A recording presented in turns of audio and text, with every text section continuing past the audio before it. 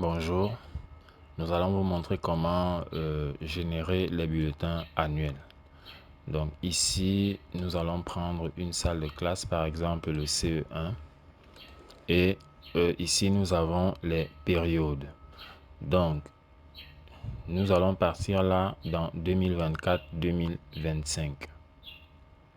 Nous voyons là que les bulletins ne sont pas générés. En fait, nous ne devons pas encore commencer par 2024-2025.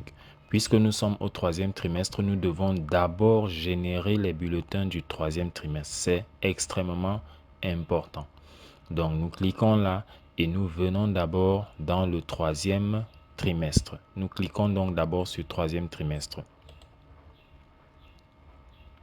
Ok, vous voyez que les bulletins du troisième trimestre ne sont pas générés. Donc, pour générer les bulletins annuels, nous commençons par le troisième trimestre et ensuite nous allons partir sur annuel.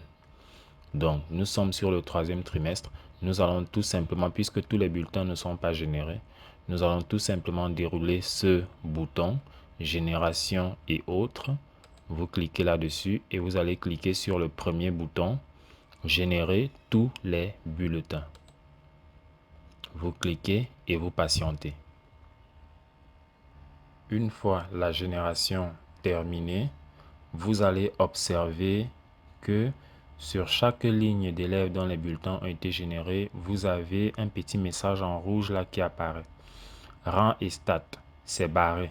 Cela veut dire que nous avons fait la première étape de génération de bulletins, mais nous n'avons pas encore demandé au logiciel de calculer les rangs et les statistiques pour cette salle de classe dans ce trimestre. C'est donc la deuxième étape que nous allons faire. Avant cela, j'attire votre attention sur cet élève. Si vous voyez que lorsque vous avez généré tous les bulletins, il y a un élève comme ça dont le bulletin n'est pas généré, ça veut dire qu'il n'a simplement pas eu de note, donc pas de quoi s'inquiéter. Donc nous allons donc dérouler encore ce bouton et aller maintenant au niveau du troisième là, venir dans faire les statistiques. Nous cliquons dessus et nous patientons.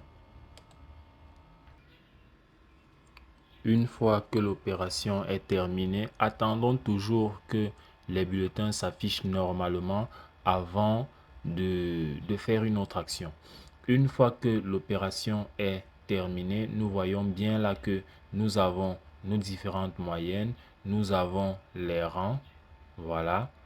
Ok, nous étions au trimestre 3. Maintenant, nous avons fini avec le trimestre 3. Maintenant, nous pouvons partir dans les bulletins annuels.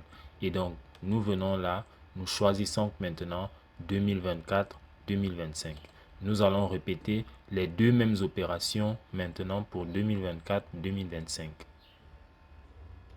La génération a été faite. Maintenant, comme tout à l'heure, nous voyons là que les rangs et les statistiques ne sont pas encore calculés.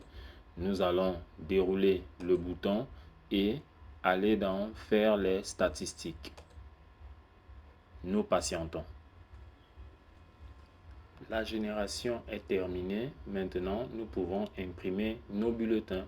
Soit nous les imprimons individuellement, là, soit alors nous pouvons venir là et imprimer plusieurs bulletins à la fois. Nous allons par exemple imprimer les 3 premiers bulletins.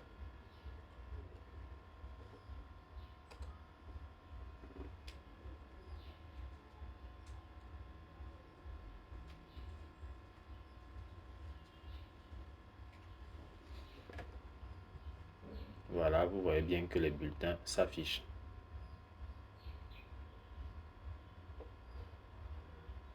Merci d'avoir suivi ce tutoriel.